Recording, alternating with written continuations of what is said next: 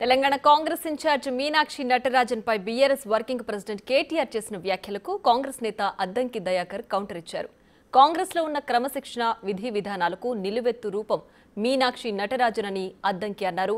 సామాన్య రైతు కుటుంబంలో పుట్టిన రేవంత్ రెడ్డి సీఎం అయ్యారనే అక్కస్తోనే ఇలా మాట్లాడుతున్నారని పేర్కొన్నారు. నటరాజన్ గారు చేసిన కామెంట్స్ బీఆర్ఎస్ వాళ్ళకి ఎక్కడో తాకినట్టుంది. మిత్రుడు కేటీఆర్ మాట్లాడుతున్నాడు, అదొక పెద్ద జోక్ కాంగ్రెస్లో అని చెప్పి. కాంగ్రెస్లో ఈరోజు ఎలాంటి సంస్కృతి సాంప్రదాయాలు రాజకీయ సాంప్రదాయాలు ఉంటాయో వాటికి నిలువెత్తు రూపం మీనాక్షి నటరాజన్ గారు.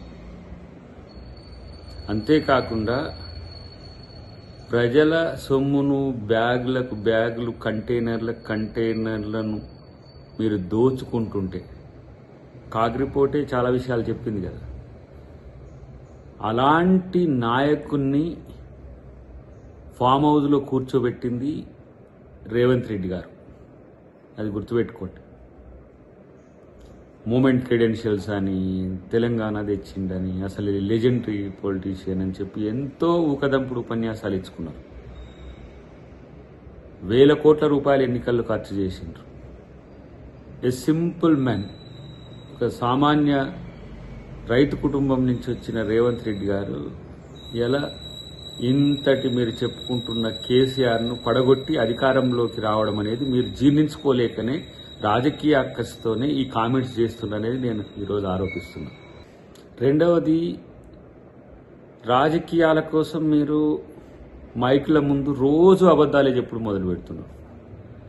మీరు, మీ బావగారు, మీ సోదరి, మీతో కలిసిన మిత్రులంతా కూడా ఈరోజు రాజకీయంగా కాంగ్రెస్ అంతర్గత అంశాలన్నింటినీ